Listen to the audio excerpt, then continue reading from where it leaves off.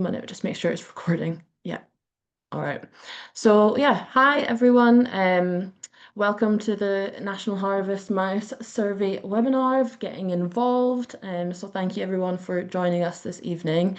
So whether this is your first time hearing about the survey or you've taken part before, we hope that tonight you'll leave feeling more confident and inspired to get involved with this season. We have a little poll just to get started.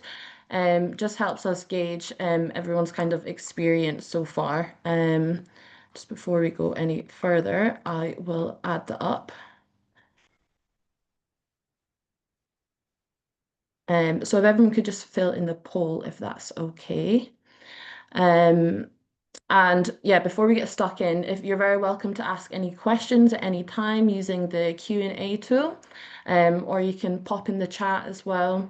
If you're using the Q&A tool and someone's already asked something similar, and you want to ask it as well, you can just give it a little upvote, and we can make sure to prioritize it. And also feel free to introduce yourself if you'd like to in the chat. Um, so I'll be just kind of getting us started, giving a bit of background about the Mammal Society and the National Harvest Mouse project, and then I'll hand over to Derek here to look at how to carry out a survey, identifying nests and going through some of the resources that we have. So just to introduce myself, so I'm Afrika, I'm the Mammal Society's Data and Research Officer. I help manage our science projects, including the National Harvest Mouse Survey. So if you ever have any questions or want to follow up after this webinar, you can reach me at my email or our science inbox, which I will put those emails into the chat as well. So you can see. 1 second, put them in there.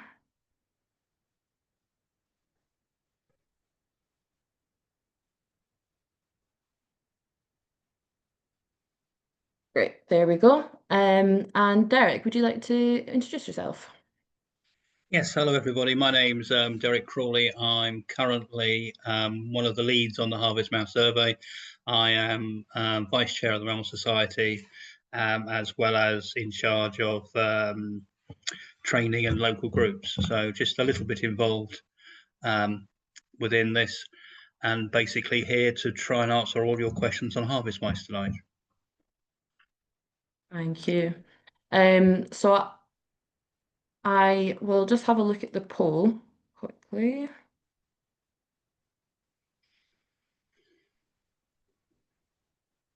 Okay, so we've got about 70% completely new and some returning faces, which is lovely as well. I'll just give a little bit of background about the survey about Mammal Society. So for those who might be new to us, the Mammal Society is a charity that was actually founded in 1954, I believe it was. And obviously we are dedicated to research and the conservation of wild mammals across the British Isles. And really our mission is to ensure that mammal populations are able to thrive as part of healthy ecosystems. And we do this through scientific research, training, and obviously our citizen science projects.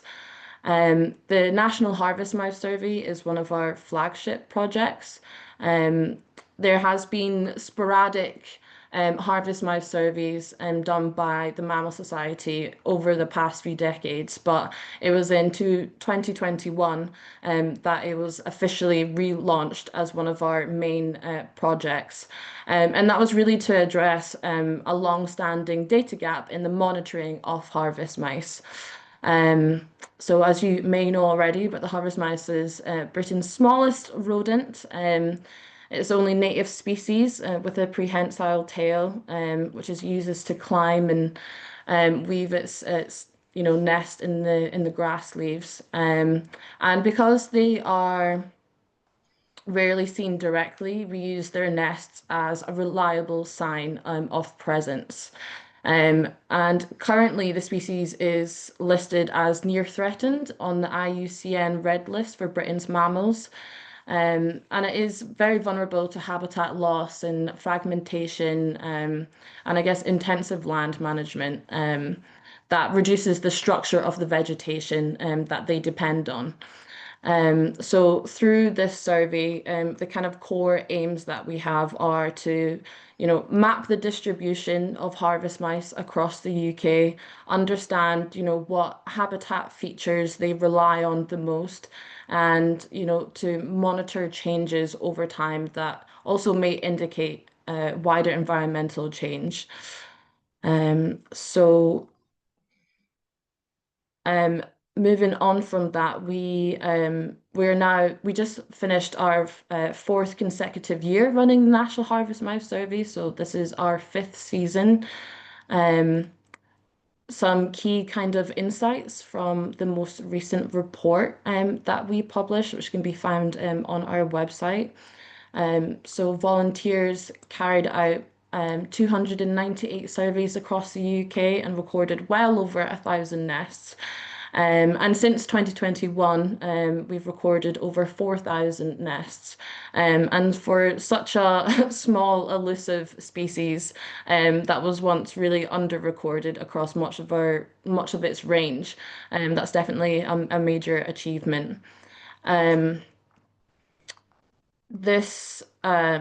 and for the first time in this past season, we introduced kind of a new analytical layer to the project. So we look at some species distribution modeling, and it basically takes all of the verified nest records and combines them with different environmental data, such as like temperature, rainfall, elevation.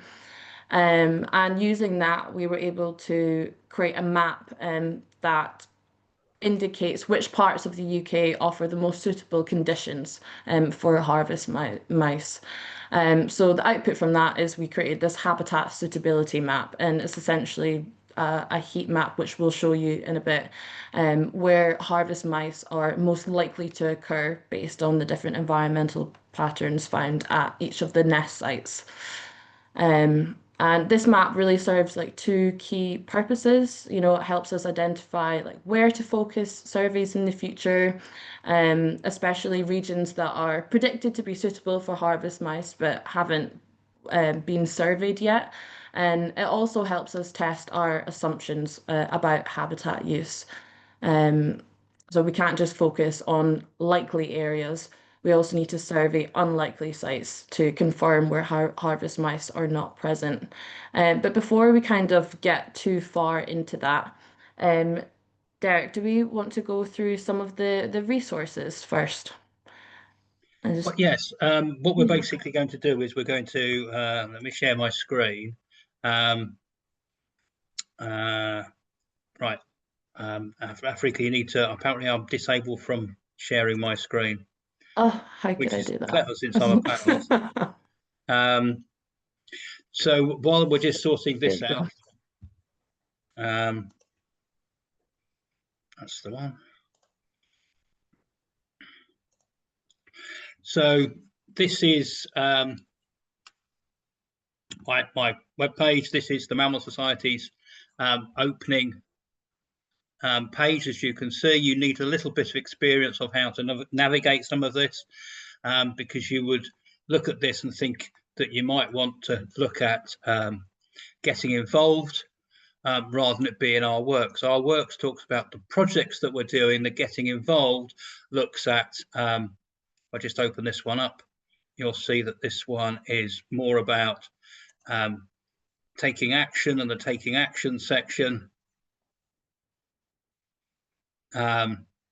looks at actually sending in a mammal record, joining a local group, taking part in National Mammal Week, as well as fundraising, helping mammals at home, and various campaigns, and how you can actually write to your MP on some of the issues that are current within the UK.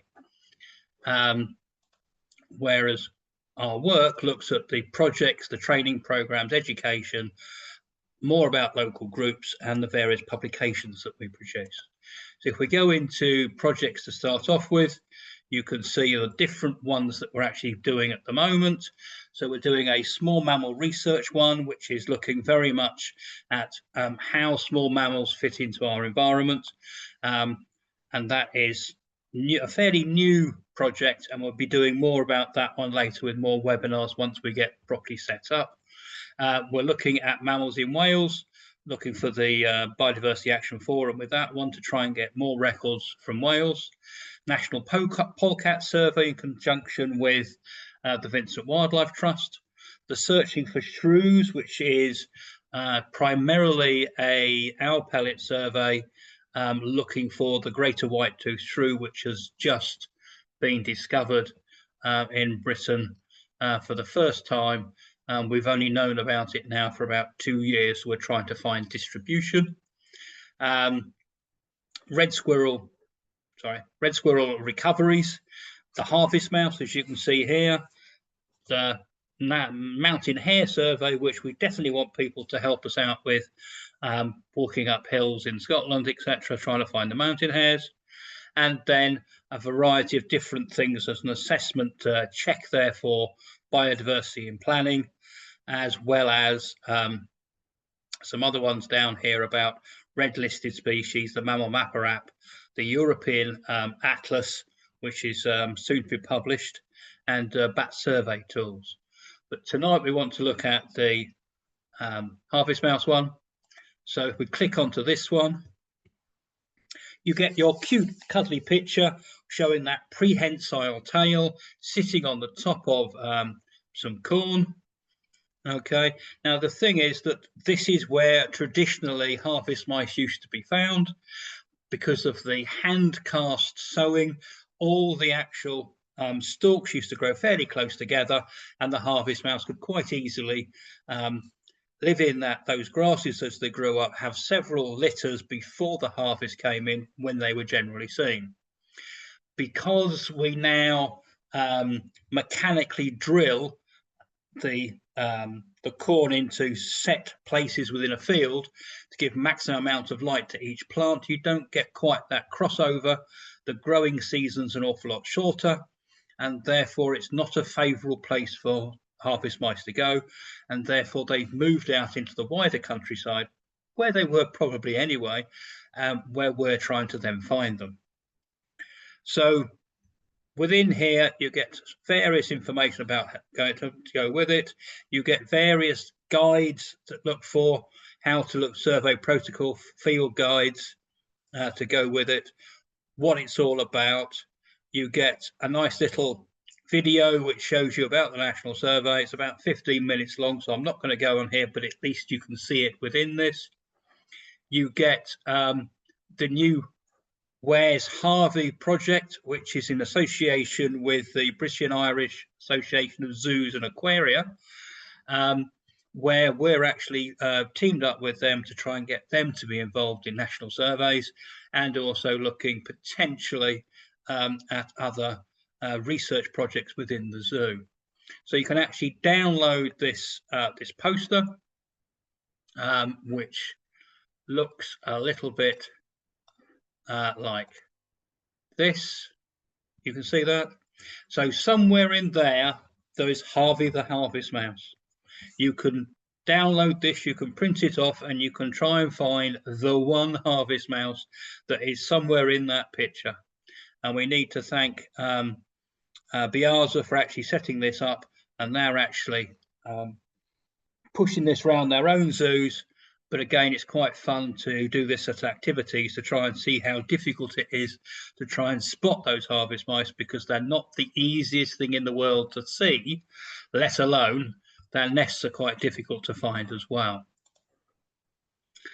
And then as we come down, we have the reports from the first 4 years, which you can click on again. You can download that. They're all there for you whenever you want them. And then it's how to actually survey for harvest mice. So within this, we get a project protocol.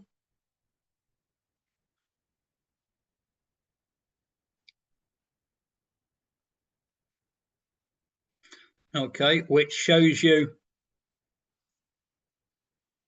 the general introduction, you can get the presence and absence of non-detections of where we've seen animals so far. And here you can see that we are looking across the country, but there are certain places where we haven't done many surveys and where we really want people to get involved at the moment. Don't worry if you're actually in one of those green squares. We still need to find out whether sites have still got animals year on year, or whether or not you can go to a new area to actually look to see if there aren't harvest mice in those areas. And when you're there, you can then look at some of the additional details, which is looking at the flora and the habitat types to see where the harvest mice are being found. You will notice that we have got records in the south of Wales. We haven't got many in mid Wales. Up the Pennines is a little bit devoid, and across to the east of East Yorkshire and Lincolnshire. Cumbria is missing a few records, but there are some in there. We have found them there in the past, and we're starting to get more records in Scotland, although most of the books that you'll read will say that they're actually absent from Scotland, but we've actually found them. We're sure there are probably more there, but more people need to look. Here we've got some of the information that we've used recently from the last survey, which shows you where the hotspots are of where they're actually being found and at what numbers. But this is also looking at effort that's been made from surveyors. So if we look down to Cornwall and Devon, we know that they're looking much more intensely on a much more regular basis than people maybe across in the Midlands, where you can see we're a little bit on the darker side, but we're still finding harvest mice on a fairly regular basis. So it's just trying to get that additional information and trying to get that habitat information that comes with it. Your timelines are basically now through to March is the best time. What we're looking for is we're looking for a old breeding nest, which is no longer in use. The harvest mice can breed up to about 4, maybe 5 times in a season, and therefore you might find multiple nests from one individual, or you might find multiple nests from several individuals. So unfortunately, we can't work out the number of harvest mice on a site. To do that, we have to use other methods like mark recapture for using live traps or potentially other methods. But it does mean we can get presence absence and we can get a feel for how many are actually there. So just to give an example, I was out with my group in Staffordshire this weekend gone, just doing a reminder on a training session of how to find them. Very good habitat. We found the first one within 10 minutes. We found over 50 during the day, and there was only 6 or 7 of us there. One person left early. It gives you various resources that you can look at, which are included in the web page, which we'll get back to, and it will tell you how to actually to carry out this particular survey, what you're looking for, what areas you're actually trying to find, where those harvest mice are really going to be, and therefore give you that initial thing. So we can look at these rough grasses. They can be reed canary grass, reed sweetgrass, phragmites, sedges. They can be tussock grasses such as cotsfoot. And therefore you can actually look quite nicely on these areas to try and find where some of these nests will be. That could just be a corner of a field, or it could be a wet field that's got these different grasses in them, or you can go to agricultural margins and field edges, where again you will either get some of these tussock grasses growing up through the fences, up through the bramble, supported and therefore easier to find those nests, or you can go to the actual reed beds, bogs and fens, provided that you've got safety on how deep that water is. We don't want anyone getting wet, but if you go into these areas, you can fight your way through the vegetation. Because it's close together, it works out quite nicely. And again, if we're looking at woodland areas, you can still find some of these taller grasses, these tussock grasses, in amongst the edges of woodland, in the middle of woodlands, that again is there. And there's nothing stopping them looking in urban areas. One of my colleagues last year was looking out of the school window at an open day, looked down out the window into their flower bed and spotted a harvest mouse nest. Good question on how it managed to get across the playground to get there, but there it was. They do turn up in unusual places, which is why, again, we want more people to look wherever they can.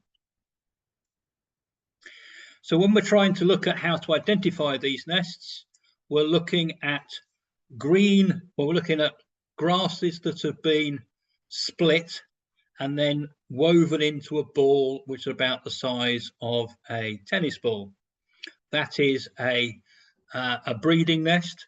It tends to be the same color as the vegetation. So at the moment, with the taller grasses dying down, the nests have lost their greenness and they're turning slightly brown. But they could still be green nests where they've actually used still living material, still green grasses to actually do it from there. And you can download a guide to help you look at those nests. So here are some examples as they're in as you go through. Okay. So within this, you can see how this ball is actually held within the grasses. It's still attached, which is one of the key features, and how they can be quite difficult to find because they follow that same vegetation and that same pattern. You can see that the second from right picture there, or second from left picture there, has got a tape measure against it. We ask that when you find a nest, you record how tall the vegetation is and how far off the ground the nest is. And we typically find that most nests tend to be about the top third of the actual leaf zone is where we find those nests. And you can see the one on the far right. The first three are quite easy to spot, but the one on the far right is much more difficult. The nest is basically center picture about 2/3 of the way up, but it blends in with the grasses, which makes it that little bit more difficult to find. And here you've got some other examples again with how these nests are actually there. Although they will come out into your hands, I say we tend to have to pull them out to go with it, but you can see how difficult it is with these pictures just to find out where those nests are and how they blend in. And the one on the left here is quite difficult within that. It also talks about nests that aren't harvest mice nests, whether it be birds' nests, field vole nests, or even hazel dormice nests. So the birds' nests tend to be open. There's normally a cup shape within them, and although they might be slightly wound round vegetation, they're not actually physically attached within that way. The field vole nests tend to be at ground level, although some will be slightly higher. They're made up of short bits of grass that are basically piled together. And although they might go into a ball, when you handle them, they basically will fall apart. The hazel dormice nests, which you will find in some areas where we find harvest mice, creates another good woven ball, which will split those stems in a similar way, but it's totally independent of those of the grass, so you can pull the nest out without a problem. You tend to find these more within something with a better structure, so something like a bit of blackthorn or some bramble, rather than just in grass on their own, but it's not unheard of. And then here, much larger, you've got a load of grass pulled together.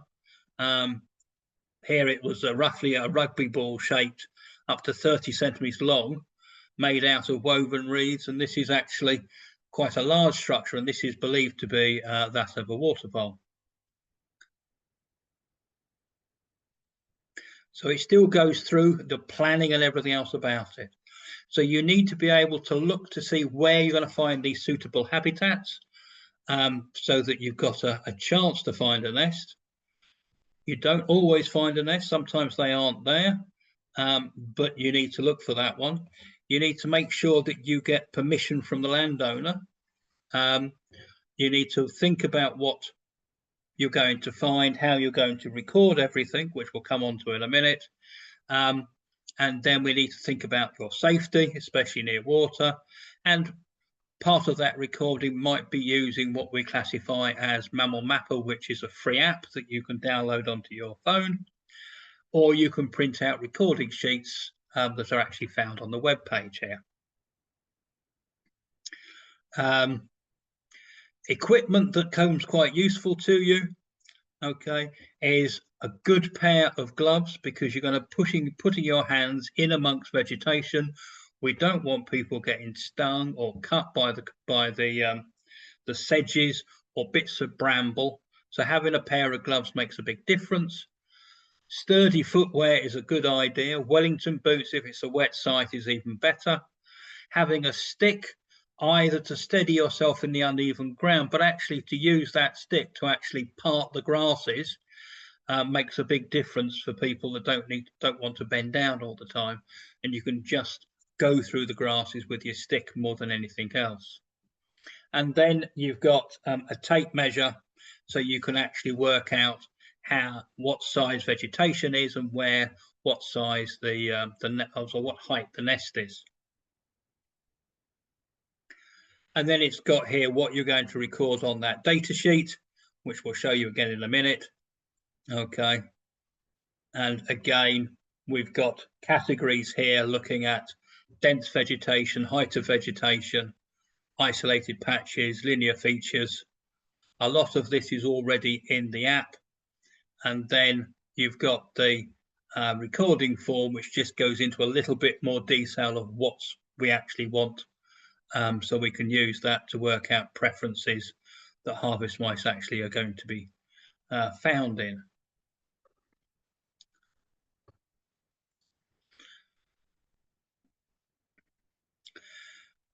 We have this little, I've got a handy field guide here. So again, you can actually print these off and take them with you. And again, it goes through exactly what we've just said before, where we've got how big the nest is, what's going to be there, similar nests and the problems you might have with them. Okay, when to survey. And then on the other side, it tells you more about the Mammal Mapper app, of how to use it and how to record within it. So that can be quite useful. And we'd actually ask that you actually download this anyway and record any mammals that you might see, or field signs you might see. All that evidence gets uploaded to a national database where verifiers for your county will look at those records, agree or contact you if they've got a question, and they then become an official record that can be used when we're looking at developments and planning applications, as well as working out if the population is actually on the increase or the decrease. There's another recording here of how to get involved with the National Survey. We did this one for some of our surveyors that are returning, just to give them that little bit more of a boost at the beginning, but it's well worth a look-see within that one.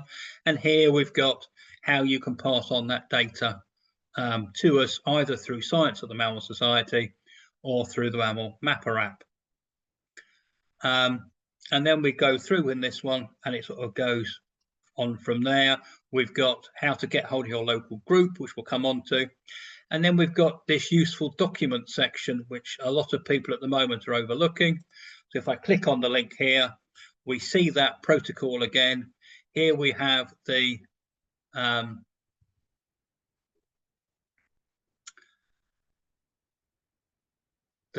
new survey form, which hopefully, I'm not sure if you're going to be able to see this one. I might have to stop sharing and share that one again. Has that changed screen, Africa? No, it's not. Is it come up in No. yours? Yeah, it has, but don't worry. Okay. Okay, you've got the field guide we just looked at. We've got the protocol we just looked at. We've got a risk assessment template for you, a letter to landowners explaining what you want to do and why we're doing it.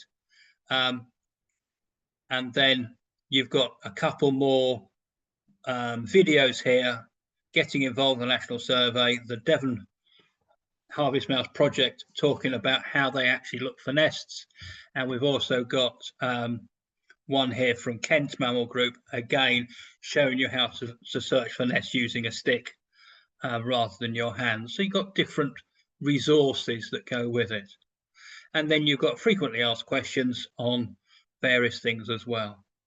So we would encourage you all to look at the web page, use the web page, get the information that you want, but please don't feel that you can't ask questions. It's still very important that if you're not totally understanding what's actually happening within that, then you do ask the questions within that. Let me just reshare my screen again.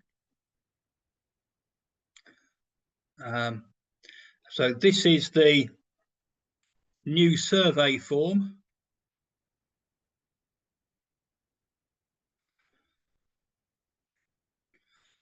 Okay, where it's got the site name, the date, location, number of surveyors, survey duration, time, habitat, number of nests, number of height above ground, predominant vegetation, as we've seen. But as well as that, people might just be driving along and stop and think, well, I'll just have a quick look, and don't start an official survey. And it's all about what we call, I can't even say the word, nests that you just find. Sometimes I just stop at the car, get out, and I'm there 5 minutes. I find a nest. I haven't started a survey. I haven't started Mammal Mapper. And I just go, right, there's a nest there, and I can get back in the car and go away again.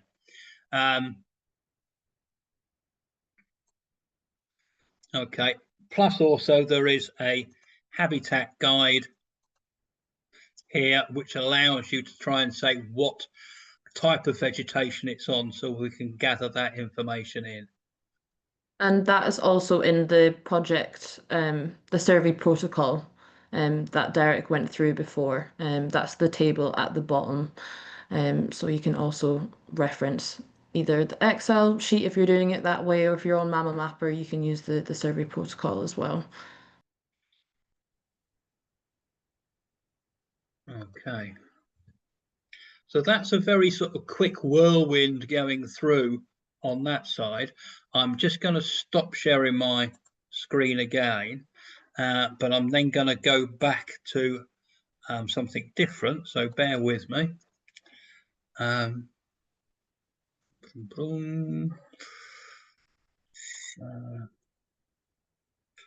So this was a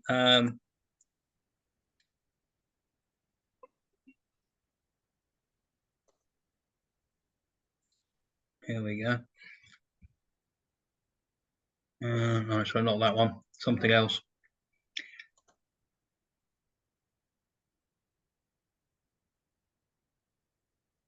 Has that moved on to the full page? It has, yeah. Thank you. So although we went through this last year, it's got some very valid points in it, and we'll reiterate some of those issues again. So this was just setting the scene by looking at the review of population for the status of British mammals, which were published in 2018, that showed us the number of harvest mouse records had deeply declined, and we didn't know what the status was at that point. And therefore, we had this general reduction. And it was also then shown again through the Atlas of Great Britain and Northern Ireland, which was produced in 2020, I think it was. And here it shows a slow decline in records of harvest mice from the 70s downwards. There's your nice, cute picture again. So this is one of our smallest British mammals. There's a toss-up between this and a pygmy shrew. Both of them are so small that if you put up excluders onto entrances, then only these and pygmy shrews will get through, and it will stop you having to record some of our larger small mammals, which again we'll come back onto in a minute. So these are the methods that people are actually using to try and find harvest mice. You might be one of those extremely lucky people and actually get to see a live one. Now the live ones just in the vegetation is few and far between. You're more likely to see them if you're using thermal image cameras than you are just as you are at the moment. I think I've only managed to see one in the wild running away from me as I was trying to find harvest mice nests deep in a reed bed. Um, um, but on thermal cameras, as you look across that just in the early evening, then quite often you can see small mammals running through the vegetation. There's a little bit of an assumption that it's harvest mice, but we know that there are lots of other mammals who use that arboreal area as well, because when we set the live traps, as you can see on the little canes there on the top right of the picture, then we've actually managed to catch everything but harvest mice. So we've caught all the shrews, all the voles apart from water vole, and all the mice apart from house mice in those. But we tend to catch most of the harvest mice on ground level. They're not that they're there all the time. Still looking at the picture, we might pick some up from owl pellets, although their skulls are very delicate, so you don't tend to get a whole skull, but you should be able to find, hopefully, the upper teeth and possibly the lower jaw, and they have special dentation, so it's easy to actually identify them from there. Some of the teeth have 5 root canals, which makes it an easy judgment from that. You can find dead animals. Sometimes we just find these on paths as we're walking around. Most of the time, unfortunately, it's from cat kills, but it does show that there's harvest mouse in that location, which you might not be aware of because your cat's been more successful at finding them than you have. There are these little footprint tunnels that people are putting out, again, in high vegetation. This is where you can see there it's got an excluder on it. This excluder is 11 millimeters wide, and it only allows the harvest mouse and the pygmy shrew to go through. And then you can look at their footprints to work out which species was there, or you can potentially look at the DNA from the droppings to work out whether they're there or they're not. Going to the bottom left, you've got a new piece of kit that we brought out, which is a camera box, especially for small mammals.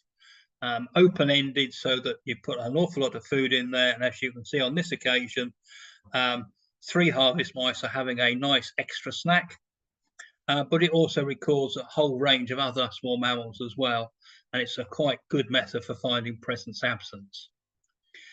You've got your sound one in the middle, which is acoustic. We're starting to use many more recording devices, and we know that harvest mice will communicate to each other, and therefore those recording devices will pick it up and you can actually identify them when analysing the sound recordings. The lady with the dog was trying to teach her dog to smell out harvest mice nests and droppings. Took her a long time to train the dog up, but it was successful. But there aren't many dogs that have been trained to find it. The simplest method is that we are looking at trying to find these old nests. As at the moment is the easiest method for us to actually find presence absence in a fairly quick time period. From the last 4 years, we found that you can normally find a nest within half an hour. So if you're spending more than half an hour looking, then maybe they're not there and you can give up, or you go onto a different site and try somewhere else. It gives us at least a window of how much time that's going to be there.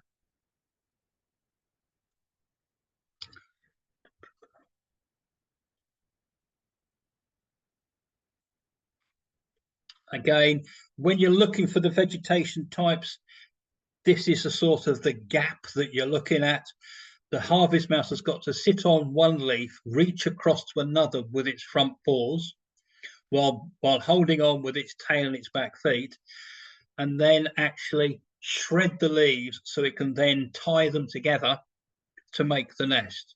So if the vegetation is too far apart, you're less likely to find the harvest mice because they can't reach to pull those leaves apart. And here's an example of just that. And we think that harvest mice start building their nest about 10 days before giving birth. Okay. And they build from the bottom upwards, and it tends to be between 6 and 10 centimeters that goes with it. In there, she'll give birth to about 6 to 8 young, which after about a month become independent and then go their way, and then she goes back to another cycle of mating again, with some more to come with it. So trying to find the right areas. So you can see this Phragmite, there's no leaf there at all. The stems are all far apart. I wouldn't spend much time looking for harvest mice on that site. This just shows you the type of places that people have found nests in the past. Okay, and from that we worked out that both field margins and fields were by far the best places to find. But we need more data on it, because we know that people in certain areas are using this method and they're not looking on the wetlands or the reed beds, where other people are concentrating on wetlands and the reed beds more than they are on the field margins. So it's just trying to work out, try to get an even spread of where we're looking and what those habitats are like. Here we're looking for fairly short grass. There is very little structure to the grass. Most of those stems are seed head stems, and there's no leaf matter at that stage. You're unlikely to find any harvest mice in this wildflower meadow. But as you go backwards in the picture, going to those much taller grasses towards the water's edge, that's where the harvest mice will tend to be. You tend to find that this vegetation in the foreground tends to get mown more often, and therefore doesn't have the structure that you have at the back. And that makes a difference to the harvest mice. Here, the two people in the question are actually looking for field vole nests instead. And here, the lady's looking for a field mouse, but the two gentlemen are actually onto the harvest mice, looking at those tussocks. And again, they'll be looking at the grasses at the back of the picture, because that's going to be more the habitat that's there. And this is actually the site that I was on the weekend, and this is where we found all those nests, was in this type of vegetation, and the stuff at the back. So you've seen these pictures before. So these are the tall grasses. This is Cotsford again, growing up through the bramble, giving it structure. So it's very easy and very close together stems. The harvest mice can actually put their nest there. When this was then cut at the front, it exposed where those nests were. Okay, and you can see them. There's basically two in the picture, both central within the picture, one slightly higher than the other, probably from the same harvest mouse that's there. But you can see the difficulty in trying to find the nests, because they do blend in with the existing habitat. Here, it's going to be the ditch. It's not going to be the short grass on the right-hand side. Here we've got some reed canary grass, which again tends to be very good. But if you look early in the season, then it's all going to be standing up. This is January, I think it was, and a lot of it got beaten down by the winter storms, and it made trying to find the nest that little bit more difficult. So get your first surveys in early, definitely before Christmas and those winter storms come in. Here we're again in some sedges. You can see how close together the vegetation is. This is another good site to look at, but you do have to be careful with your fingers in these ones. Odd places to look that you wouldn't necessarily think. We've managed to find harvest mice nests in elephant grass, and also in some of the set-aside land. This is a wild bird mix. And again, there's plenty of evidence of harvest mouse here. They won't be in the arable fields that you see on the right-hand side on either of these pictures, but along the hedgerow, along the fence line, there is rough grass growing up through that one, and that's where they are as well. But as soon as you have suitable habitat, the harvest mice will migrate across and utilize it. This is an old map, but you can still use the web link or the QR code, We will put this one on the Harvest Mouse page, and you can go in there and you can actually search your local area to see where the harvest mice nests are being found, when they were found, and how many nests, etc. So it does help concentrate where you're looking.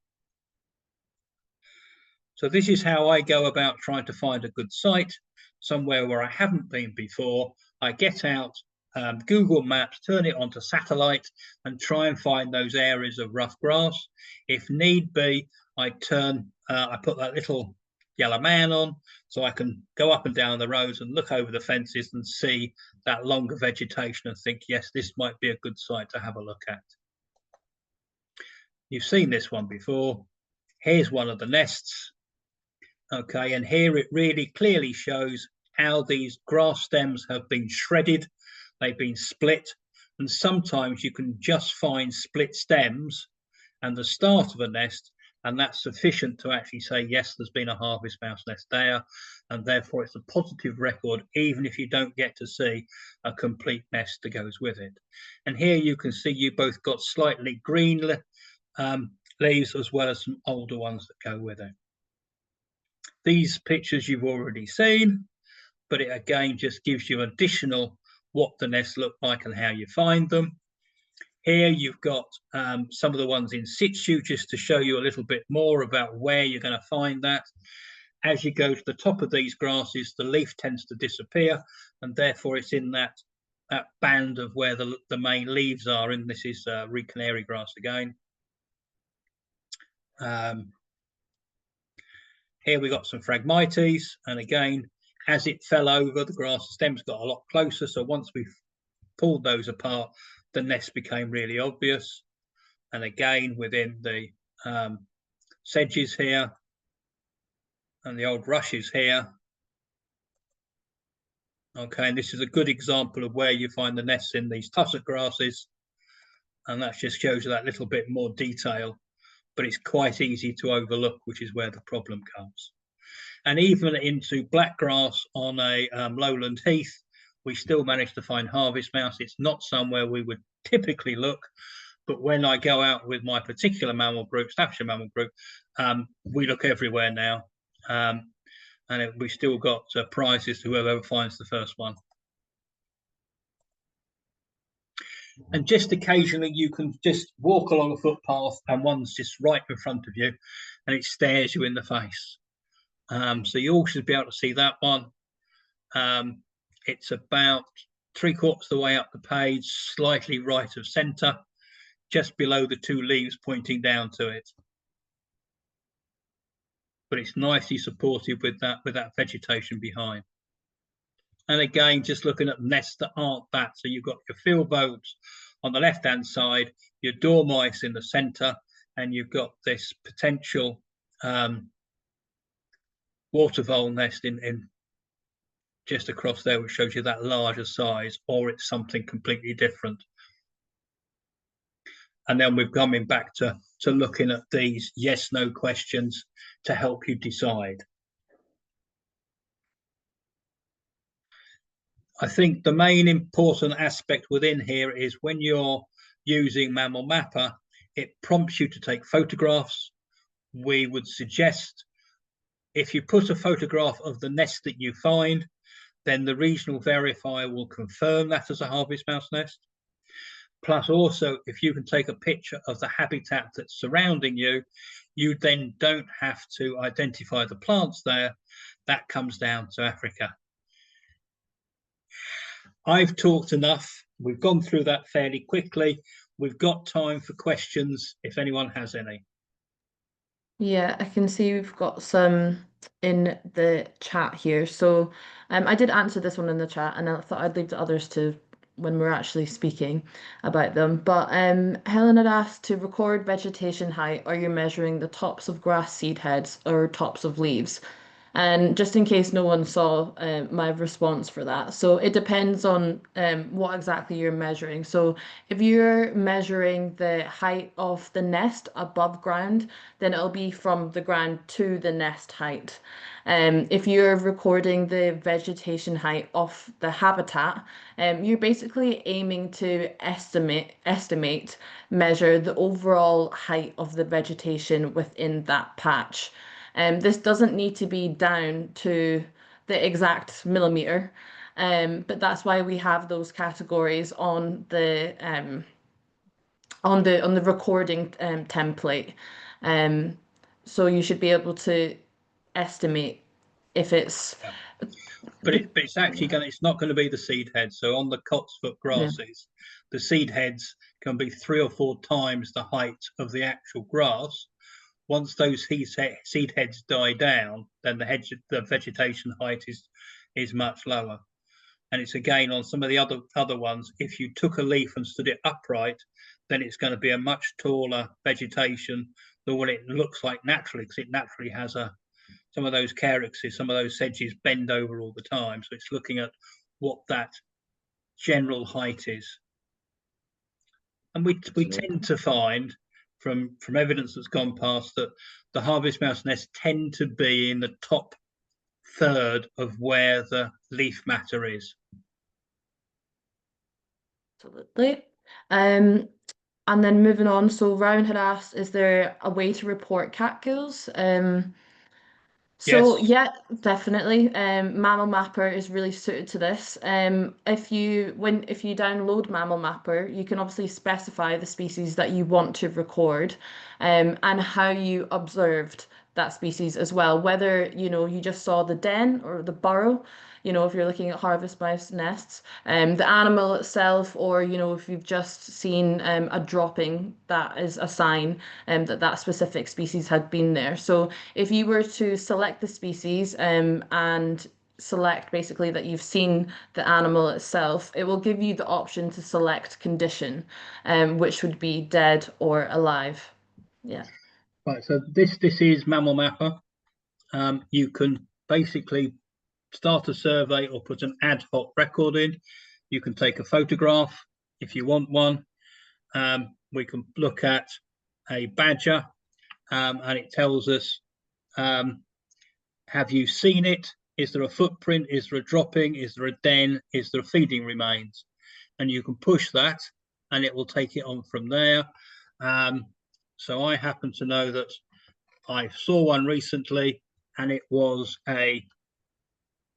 alive, it was dead, but it was actually a roadkill. So I can push roadkill. Um, it asked me how many. I only saw the one. It gives you a map of where you are. I don't know if you can just about make that out. And then it'll go on to confirming where you are, and there you can add notes. So if you want to put down it was a cat kill, you can put that in. Um, and then the next one basically says, is that all right? And then it goes off and goes back to the start page again. The other thing you can do is you can go to the web page, and there where it says record, you can push that and it'll take you onto a recording page, and you can do exactly the same again, and that'll actually send us the record at the same time. absolutely. So Craig had asked, are the Mostella boxes, the cameras in the tube, are they available to buy? Not at the moment, as far as I'm aware. They're very easy Doesn't to think so. make, and we have um, templates on how to make them on the web page. If you look at, there is a section on small mammals, and in that project area, it'll tell you how to make up um, a camera tube, a camera box for small mammals. If you Lovely. want the Mostella boxes, I can probably get you a. If you email me, then I can probably get you a plan of how to make one of those as well. I'm just making sure your email's in there.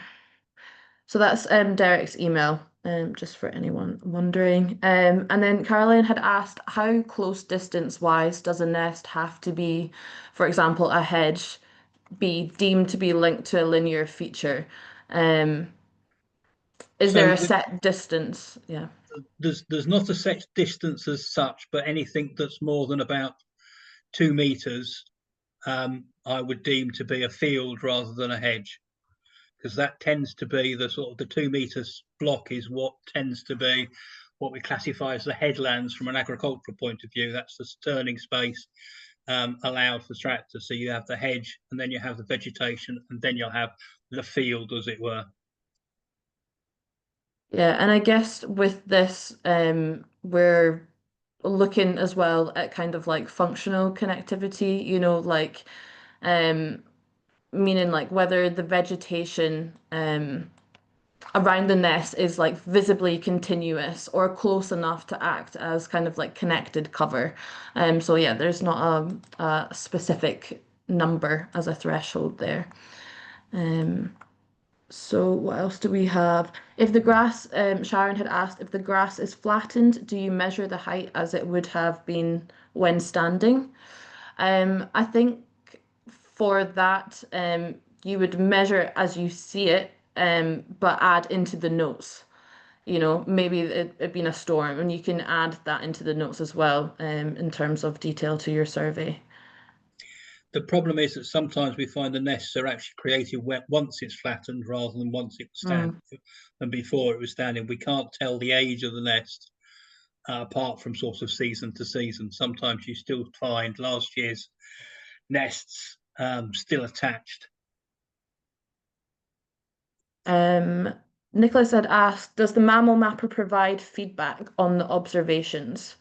So no, that's not a feature of the It's mammal mapper. But when you sign up for Mammal Mapper, you get a logging details for iRecord, which is where the records go. And if you sign into iRecord, then you'll get feedback on your records. You'll see which ones are being accepted, which ones aren't. You can have a conversation with your verifier for your area, and you can see whether or not your records have been verified.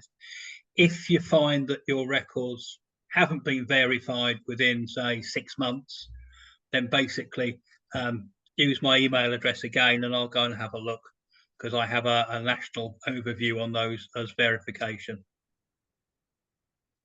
And Sharon had asked, if we use the spreadsheet to record nests, can we upload our photos somewhere?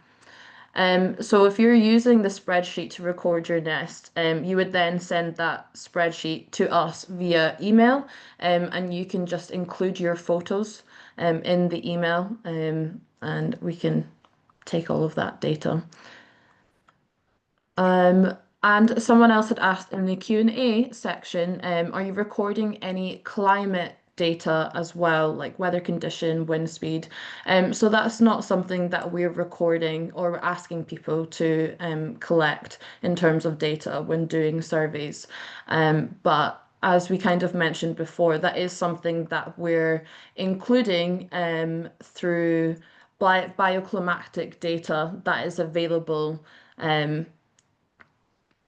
for the UK, basically. And that's basically a massive data set of the UK that includes different factors such as like rainfall and temperature. So those kind of variables, climatic variables, are being included now within the Harvest Mouse survey. But no, we're not asking anyone to record the wind speed or anything like that. Um, what else have we got? So, Jacqueline's got down about she's got an iRecord account. Can you link it with Mammal Mapper? Yes, when you sign into Mammal Mapper, if you can sign in with your same account details for iRecord, then it'll recognize you and take it on from that. When the records are going into Mammal Mapper, um, they actually come that they allow the Mammal Society to get that data directly, and therefore we can do a little bit more with it. When you use do a survey rather than an ad hoc record, then it allows the society to see how long it's taken for you to do your survey, where you've been, and gives us an awful lot of records. But more importantly, if you started a survey and you find nothing, we still get those records as a negative record. It's about the only time that we get to see negative records on effort. And this is why we encourage you to use the Mammal Mapper app rather than just putting it directly into iRecord. Now, if I just look at my surveys here, I'll show you this in just a minute. Meanwhile, we'll answer the next question. Yeah. Caroline, yes, we do have insurance for people carrying out the Harvest Mouse survey. You can get our details basically via the local groups forum. We would generally encourage you to go out with a local group, but if you haven't got a local group there, then yes, you'll still be covered by our insurance.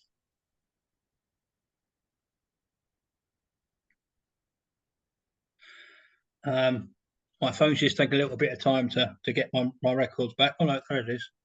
Let's look at this one.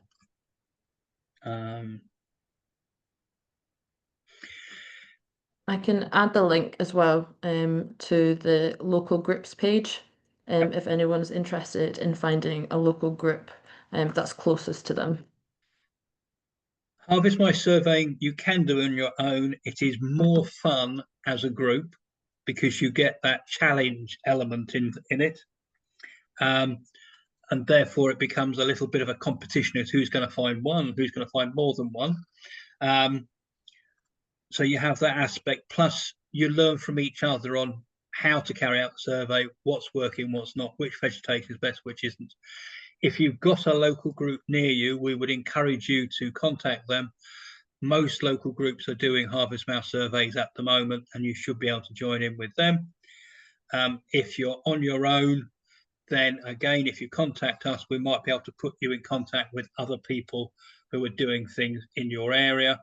So again, you can actually look at these.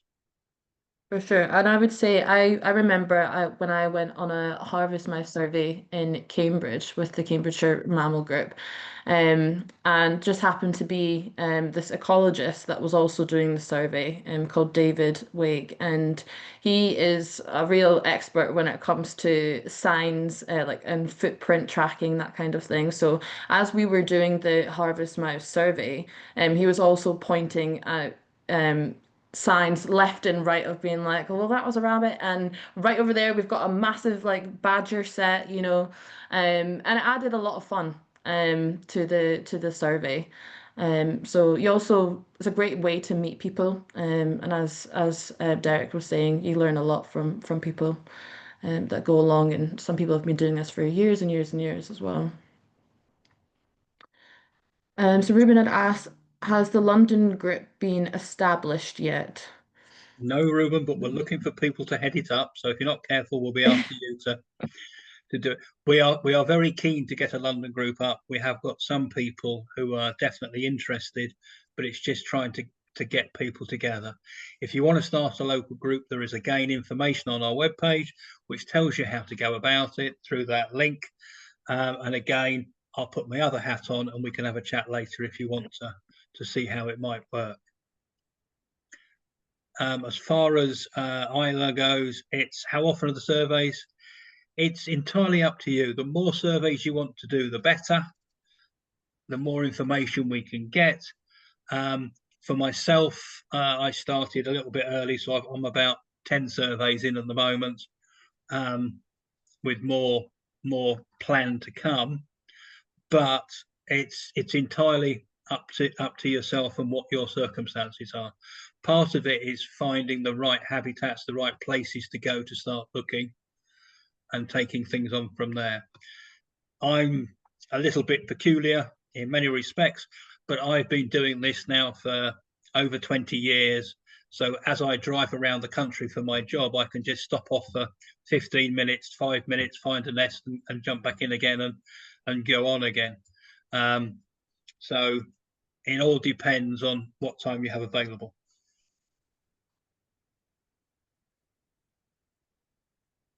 Yeah, my phone's not playing ball, but I can't show you a map on Mammal Mapper. So unless are there any more questions or things we need to cover?